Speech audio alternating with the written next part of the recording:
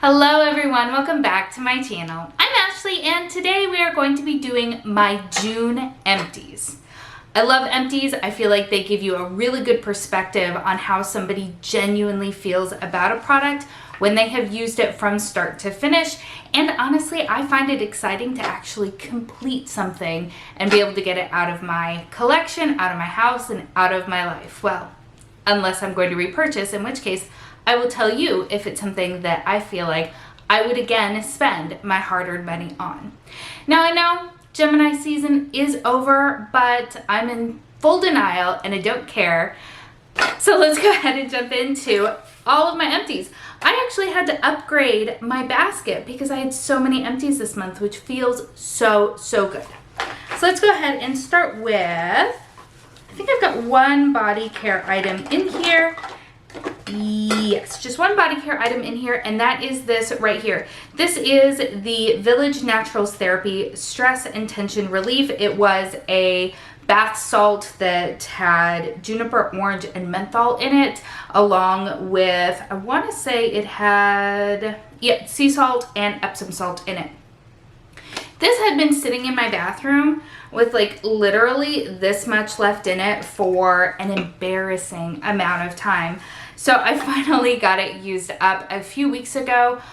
I really did a number on my back. I was, of course, carrying both of the girls at the same time because that's what I do. And I was walking up my stairs in my house and I just felt like my back, two of the little vertebrae went, like I could feel them crunching down on top of each other. And then it hurt to move. So that night I figured, you know what? Tension and stress relief seems like the way to go. So I finished that guy up. It was fine, to be honest with you. I had had it for a super long time, so I am sure that the essential oils and things like in there had probably lost potency. It's something that I would definitely purchase again. I enjoyed the scent, and who doesn't love giving yourself the time to sit down and soak in a tub. So like it, don't love it, but like it. So let's move on to some hair care because I have that in here as well. I finished off a dry shampoo. It takes me forever to go through dry shampoos because I don't use them super often, partially because I don't leave the house. So if my hair is looking kind of greasy, it goes into a ponytail and my husband does not care. So this is the Batiste Instant Hair Refresh Dry Shampoo. This is just the original scent. I picked mine up from Marshall's, TJ Maxx. There's literally no reason to spend full price on a Batiste product because they're always at a discount store. So I really do like this dry shampoo. When it comes to the more drugstore affordable end of dry shampoos, this one is definitely my favorite. I feel like it sprays in really nicely and evenly, soaks up the oils in my hair without giving an overly white cast to it. It is a white powder, so it is gonna leave just the smallest amount, but I do find that for me, I will spray it in, walk around with it for a good 10 minutes or so, give it time to really soak in, and then I give my hair a good heavy zhuzh, really work the product in, and I find that I don't see that residue. But if you have hair that is darker than mine, which, you know, it's not light these days, you may want to go for a brown versioned alternative. Also in the hair care area, I finished off my Garnier Nourishing Color Foam Deep Coloring Conditioner that I've also had in my bathroom for a really staggering amount of time. So I finished this up in my A to Z project pan and I like it. I like it. I think at one point they sold them individually. I'm not sure if they still do. It isn't something that I'm going to repurchase because I haven't been home coloring, although I did very recently with a Madison Reed product. But I don't know, if it's sold individually, I still don't know that I would pick it up again just because I've got other deep conditioners that I like and I feel like work a little bit better. But that is a really good option. And I think that is all that I have for my hair. Yep. So let's move on to skincare. I finished this guy up right here. This is by IT Cosmetics. It is the Miracle Water Anti-Aging 3-in-1 Glow Tonic. I love this stuff. I love this stuff. In fact, I actually found in the back of my drawers in my bathroom when I was packing for the beach, I found a travel size version, which is, you know, pretty fantastic because I definitely would repurchase this. I love this. And I'm sad to see it go. In the mornings when I sit down to do my makeup, typically I will take a cotton pad, douse it in some of either the Miracle water or a micellar water or an essence or just something to kind of take the evening off of my skin before going in with serums and moisturizers. And I love it for that. I feel like it is a really, really nice product. Speaking of cotton, these are my favorite cotton squares. These are the Shiseido cotton squares. Bougie AF, I realize, but I really, really love them. They're really nice. So I did finish off a pack of these. These take me a really long time to go through, which is kind of the one saving grace since they are so expensive. There are 165 sheets in there, but I use them very sparingly. So I did find some somewhat recently at Marshall's, so I did pick up a few more packs at a discount, which is a great thing to be able to do. But yes, definitely recommend those. I have heard that the Ulta brand cotton squares are very, very comparable. I had every intention of trying them until I found the Shiseido ones at Marshall's, but I'm kind of interested in doing kind of a head-to-head comparison. Let me know if that's something that you would be interested in my thoughts on. I would be really curious. Also in skincare, I did finish off my Murad. This is the Environmental Shield Essential C Day Moisture. This was also in my A to Z project pan, and I'm very excited to be finished with this because it was a very expensive product and I would not repurchase. It's not that this was a bad product. I want to be very clear about that. It was a fine moisturizer. It has an SPF of 30 in it, which honestly for me, I don't feel like is enough. I would much rather go with a product that has an SPF of 50 or higher, just because I am very fair and I am very prone to sunburn. So I typically would prefer to go with something of a higher SPF. But honestly, it didn't do, in my opinion, anything that is special enough to warrant, I want to say it's like $65. That's very expensive. And it was just fine. And for $65, I would want more than fine. I hope that makes sense. I finished off a sample of the Capari Tropical Glow Cleanser. I liked this formula. I feel like it worked really well. It definitely cleansed my skin without feeling harsh. It didn't leave my skin feeling stripped or tight. I liked it for that reason. However, the scent, for me personally, and this is going to sound weird, but the scent of this reminds me full on of a carpet deodorizer that I used when I was in college and had my first apartment with my first roommate. So this literally reminds me of every single cleaning week that we had where we would just go through and deep clean the apartment. Good product. I personally don't love the scent for that reason. Sorry. I also went through a sample of the Youth to the People. This is the Kale and Spinach Green Tea Hyaluronic Acid Moisturizer. I really enjoy this product. I finished this off in my A to Z project pan.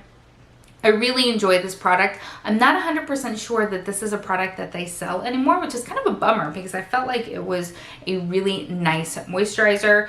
And I really enjoy most of the products that I've tried from Youth to the People. The only exception being the facial oil, only because I personally don't prefer facial oils. But great brand, tried everything. No, I haven't tried everything.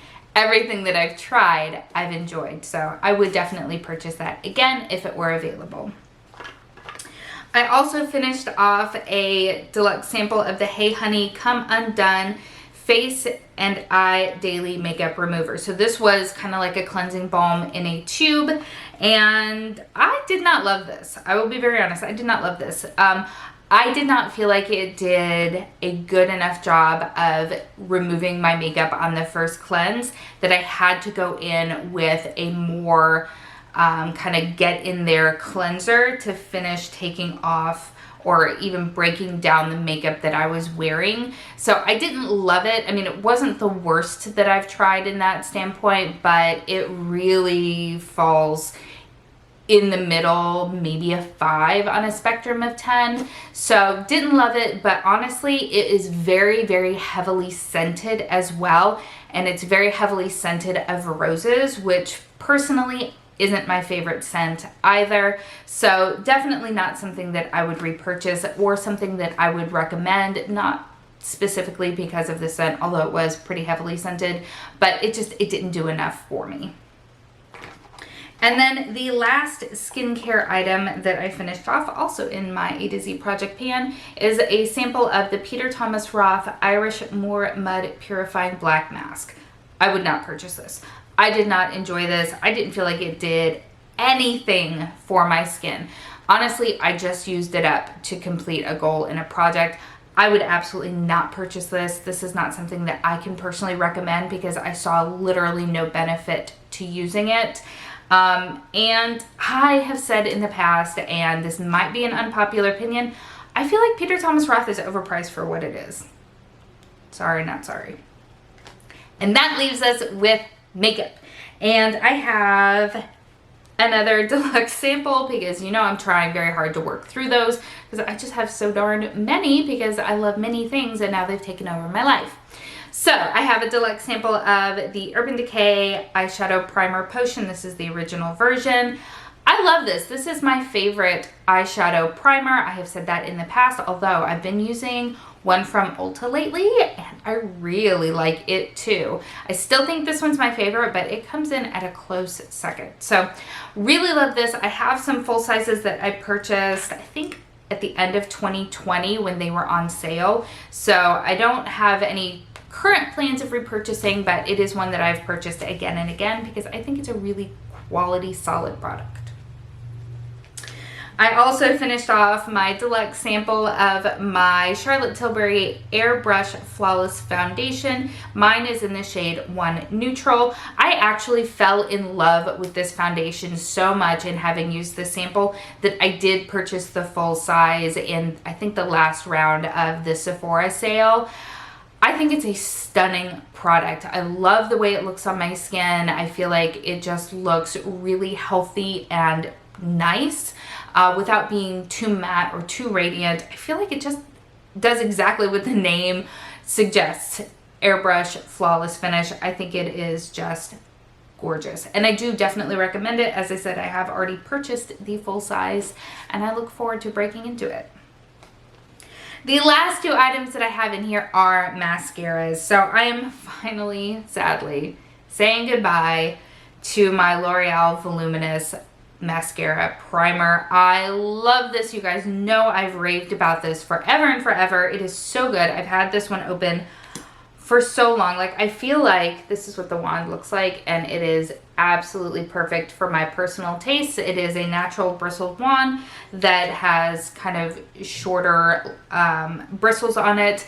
I feel like this works so well. I'm currently using a mascara primer from Milani and it's fine, but I miss this. In fact, I've had this open for way too long, like for sanitary reasons, way too long.